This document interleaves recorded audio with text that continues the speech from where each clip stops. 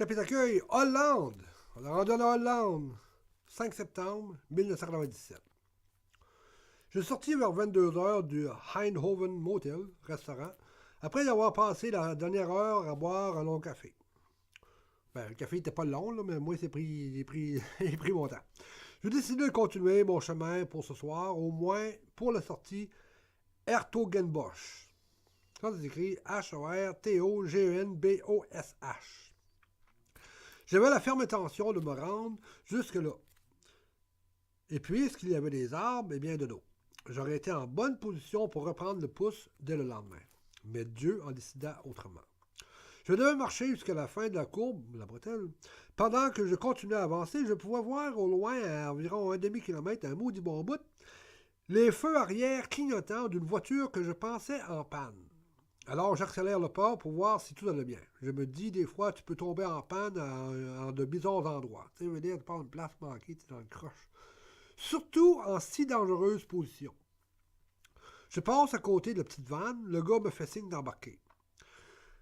Jan Krzeminski, référence numéro 56, ne va pas exactement dans la même direction que moi. Il s'en va à Breda, mais vu qu'il était déjà 23h, donc 11h du soir, présentement pour moi, c'est la même chose. Ce n'est qu'un autre tourment de mon destin, toujours définitivement incertain. Breda, 116 km à 140 à l'heure, on va être là dans 40 minutes, c'est 40, 45, quelque chose de même. Des fois, ça prend un ex-pousseux pour comprendre un autre pousseux. Durant les années 60-70, pendant les vacances de ses études universitaires, il poussait en Europe, en Afrique, Asie, un peu partout quoi. Et maintenant, il était un businessman. Faut croire que tu ne sais jamais à qui t'as affaire dans la vie. Là, il me dit que lorsqu'il va me débarquer à Breda, une grande ville, il va être minuit. Que j'ai pas d'argent, que mon stock est 30, donc que ça n'a pas d'allure. Fait que là, il m'informe que son frère garde un appartement à Breda, qui est vide présentement, puis en plus, par pur hasard, il y a la clé sur lui. OK, il n'y a pas de meubles, il y a une douche, mais pas d'eau chaude. Mais j'y serai au sec. Donc, si je veux, tu parles d'une question que je me suis dit intérieurement, je peux y passer la nuit. Alors, j'ai accepté son offre avec empressement. On arrive, on débarque. Une fois à la porte, pas capable de débarrer. C'est le gars, il essaye. Là. Il essayait pendant 3-4 minutes. Je lui offre 3-4 fois de m'essayer. Il refuse. Je sors ma lampe frontale. Il dit que c'est correct sans lampe. Toujours pas de succès. Tabarnak. Une douche froide, mais une douche. Une toilette pauvre, puis un toit. Passe-moi la clé, on va ouvrir la ciboire. Que je me dis toujours, bien sûr, intérieurement. Soudainement, il me donne la clé. Il me dit, essaye, mais je te le dis, ça ouvre pas. Je m'essaye expertement et au bout de 45 secondes d'effort et de jurons intérieurs, schling, l'asti, elle ouvre. Bon, la switch, le commutateur. Pour la lumière, dans la noirceur, où est-elle? Bien sûr, ma lampe frontale est retournée dans mon sac à dos. Je dois la repêcher de nouveau. On trouve une lampe sur le plancher, que la lumière soit et la lumière fut. Bon, on fait le tour. Première découverte, pas d'eau. On cherche partout pour une valve, dans les armoires, les garde-robes, sous l'évier, la cuisine, la salle de bain. Il n'y en a pas. Je ne sais pas, je sais bien pas où mettre les valves, moi, aux Pays-Bas. Je ne suis pas un plombier hollandais. Alors, on abandonne les recherches. Je dois accepter son offre. Il doit quitter. Je le remercie. On se souhaite bonne nuit mutuellement. Pour les toilettes, demain, je trouverai un buisson accueillant. Quant à la douche, j'attendrai qu'il mouille de l'eau chaude. Si jamais M. Jan Krzeminski, vous lisez ces lignes, ou entendez, sachez que je vous serai toujours reconnaissant à vous et à votre frère. Non seulement j'ai dormi à l'intérieur au sec, pour la première fois depuis 11 jours, mais en plus j'ai réussi à faire sécher tous mes trucs, dont mon sac de couchage, ma tente. Hey, j'ai ouvert ma tente, c'est une grande place, il n'y a rien dedans, j'ai ouvert la tente dedans là, mon chum. Je voulais attacher après quelque chose à sécher. Mes vêtements, tous mes papiers, plein de papiers, mes caméras et moi-même. Ce qui a probablement empêché que je tombe malade. Alors on redémarre avec toujours dans l'idée de rejoindre mon chum Sanders Van Derit à Biddinghuizen, près d'Utrecht. Sa famille a des vergers de pommes et l'an dernier, en 1996, hein, parce que 1997, mais l'an dernier, 1996, lorsque nous avons travaillons ensemble en Aramata, au Vallée de Canagan, en Colombie-Britannique, Sanders m'avait dit que si j'étais un jour dans sa région, pas de problème, que je pourrais travailler pour sa famille. Donc, en route pour Utrecht. Je trouve une station d'essence pour toilettes et café. Après, let's go. Hey, es-tu content d'arriver à la toilette? Hi. Aussitôt que je commence, une voiture s'arrête. On m'offre d'aller à Rotterdam. En passant, j'ai une grippe, là. Fait que là, de temps en temps, je prends une petite shot. On m'offre d'aller à Rotterdam, je refuse. Une minute plus tard, une autre voiture, c'est alors que Erwin Brocken, référence numéro 57, m'embarque. Il s'en va chercher sa sœur à l'aéroport d'Amsterdam. Elle revenait de voyage à Jérusalem. Alors, durant le trajet vers l'aéroport, on parle. Il se met à chercher pour de la musique une cassette 4 pistes. Je lui offre d'écouter du My Dry Willow, tu sais, le groupe de musique que j'étais en gérant nord-américain, là. Il ne connaît pas. Parfait. On écoute leur dernier album, Food of the Soul. Il aime bien, c'est alors qu'il m'apprend qu'il est un band booker. Donc, c'est un gars qui book des bands, là, tu sais, pour plusieurs amphithéâtres en Hollande et en Belgique. Wow! Tu parles de blague, tu sais. Une fois à l'aéroport, on rencontre sa soeur, on prend un café, fume une cigarette, et me revoici. Je rembarque dans le char, moi, là. Et me revoici dans sa voiture, retournant à Breda, et il m'apporte chez lui. Une douche chaude peut ne pas paraître comme un luxe pour plusieurs. Mais ma dernière datait de 11 jours, et cela lors de mon séjour au château de Passavant. En plus d'une lessive, j'avais grand besoin des deux. Alors, on va voir son associé, son chum de compagnie, là. On discute, on mange, on fume, pas des cigarettes. On va faire un tour dans un coffee shop, on refume, on sort dans quelques bars. La Hollande, quoi. Le lendemain dimanche, plus ou moins la même chose. Les bars, dans la soirée, j'appelle mon chum Sanders, il n'est pas là.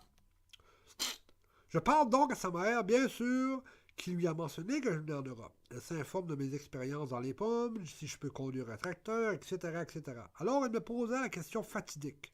Question. Numéro de permis de travail. Réponse. J'en ai pas. Désolé, mais à cause des contrôles qui ne peuvent pas me faire travailler. Elle me dit qu'ils étaient contrôlés le matin, le midi et le soir, avant même que les travailleurs quittent. J'explique le tout à Erwin. Il me dit peut-être qu'il y aurait une possibilité avec une agence de travail temporaire, mais cela devrait attendre au matin. Donc, tôt le matin, il appelle à l'agence, mais hélas, pas de permis de travail. Eh bien, pas de travail. Il n'a pas de permis, il ne travaille pas. Je lui dis bien, peut-être que si je vais à l'ambassade canadienne, que je pourrais m'arranger pour obtenir d'une façon ou d'une autre, pour obtenir un des plus que nécessaires permis de travail. Où est l'ambassade? Elle est à Den Haag. Je fais une enseigne dans mon livre de notes et c'est reparti. 5 minutes après mon début, Philippe Van Dorst, référence numéro 58, me prend, suivi de Radi Aklar, référence numéro 59, et me voilà à Den Haag. Un jour... Oh! Eh bien, le chapitre d'accueil est fini? Non, il n'est pas fini. La partie Hollande est finie. Chapitre d'accueil. Rabat, Maroc, février 2009 à 2012. Un jour que je discutais avec mon chum Driss Hanin, le cordonnier, nous nous remémorions la première fois que lui et sa famille m'avaient accueilli chez lui à Salé. 1,5 km de marche, 1h30 de marche entre Rabat et Salé, là, en début février 2009. Il me dit que j'ai regardé en haut, parce que lui, il est allé de voir. Puis là, il dit j'ai regardé en haut, j'ai regardé en bas, et j'ai demandé à Dieu, qu'est-ce que je fais avec cet homme? Réponse, apporte-le chez toi.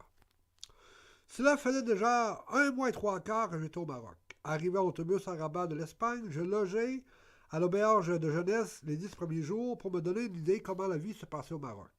Une semaine à dormir sur la plage, ou pas loin du centre-ville, et je me louais ensuite une chambre pour 1 mois dans la ville de Tamara. Après ce mois, plus un sou ou presque, pas assez en tout cas pour relouer quelque chose. Je retournais dormir sur la plage. L'hiver, il pleut beaucoup dans cette région. C'est l'hiver, moi je pensais au Maroc. Moi je riais parce que j'étais parti de la Suisse puis il neigeait, tu sais. Aller au Maroc, il mouille. En tout cas. Un matin au lever, j'avais passé la nuit à me rouler dans une bâche de plastique. Tu sais, moi, j'ai pas une bâche, une torpe en plastique, là, puis j'étais enroulé dedans, là, puis en tout cas, j'essayais de me garder au sec. Je demandais à Dieu, que dois-je faire? Il me répondit, va voir le cordonnier. Durant mon mois à Témara, je marchais quasi quotidiennement, presque toujours l'aller-retour Témara-Rabat, plus ou moins 8 km entre les deux. Donc, entre 16 et 20 km de marche par jour, mes beaux souliers achetés usagés en Suisse s'usaient rapidement. Ils étaient déjà usés, tu sais. Il y a multitude de cordonniers travaillant sur la rue à Rabat. Le jour que je voulais faire réparer mes souliers, je ne retrouvais pas celui que j'avais vu 2 jours avant. J'explorais une nouvelle grande rue, j'aperçus à l'intérieur d'une ruelle entre maisons, un cordonnier, je lui parlais. Oui, il peut me réparer mes chaussures, mais il doit les garder une journée. La réparation nécessite une machine qu'il a seulement à la maison. On s'entend sur le prix, il me prête un autre paire de souliers à ma pointure. À demain, Inch'Allah. Le lendemain, j'ai eu de la misère à reconnaître mes souliers. Ils étaient pratiquement flambant neufs. Hey, ça, c'est pas le bon sens. Ils étaient finis, là, ils ont flambant neufs. J'aurais pu les revendre en Suisse pour 50$ ou 50 francs. Je paye, le remercie, on parle un peu.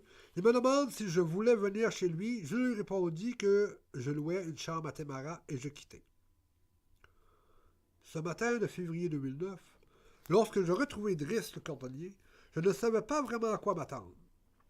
Il m'apporta chez lui, après le travail, me présenta sa famille, quelques amis, souper, un peu de parlotte. Seul Driss et moi dormîmes dans la même chambre, chacun de son bord.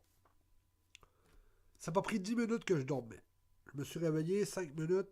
Lorsque Driss sortit de la chambre, vers les 5 heures du matin, je crus qu'il n'allait qu'aux toilettes. À tous les matins, c'était la même chose. Après quelques jours, je réalisai qu'il se levait pour prier.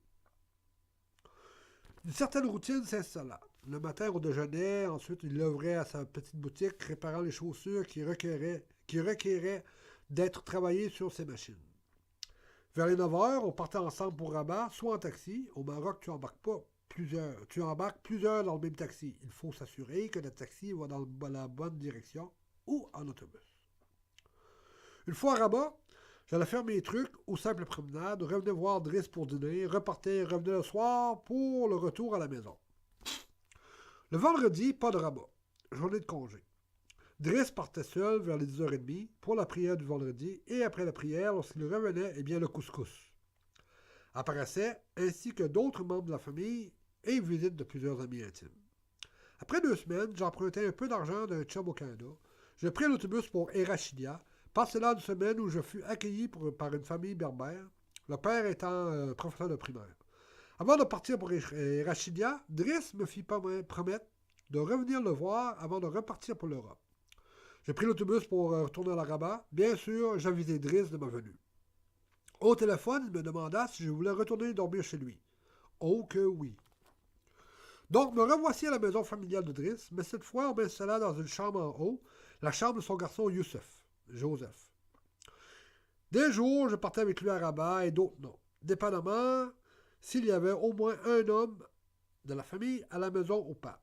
S'il n'y aurait pas eu d'homme, je ne pouvais pas être là. Les convenances le requéraient. Il n'y a pas d'homme, t'as pas d'affaire là. C'est sûr avec les femmes. T'sais. Tout le temps que j'étais avec eux, que j'avais de l'argent ou pas, je ne manquais jamais de rien. Même pas de cigarettes. Eux qui ne fument pas. Les autres ne fument pas, puis ils pensent à toi. Je devais sortir du Maroc, mais 90 jours possibles finissaient bientôt. L'argent nécessaire pour l'autobus pour Tanger et le traversier pour l'Espagne apparut un soir. Il m'affirma qu'un ami lui dit le premier soir, la première soirée chez là, s'il ne dormait pas bien, que je devais partir le lendemain. Mais il avait très bien dormi, de là ma présence. Il avait dit, lui, si la première soirée tu dors pas bien, là, faut le m'en va. Mais vu qu'il avait bien dormi, je pouvais rester. Depuis, chaque fois que je retourne à Rabat, Maroc, je sais où est mon lit. Tu sais, va pas à l'hôtel. T'es à Rabat, t'es à l'appel, puis tu sais ce que tu restes. Chaque jour, je pense à eux. J'ai hâte d'y retourner en 2017, Inch'Allah.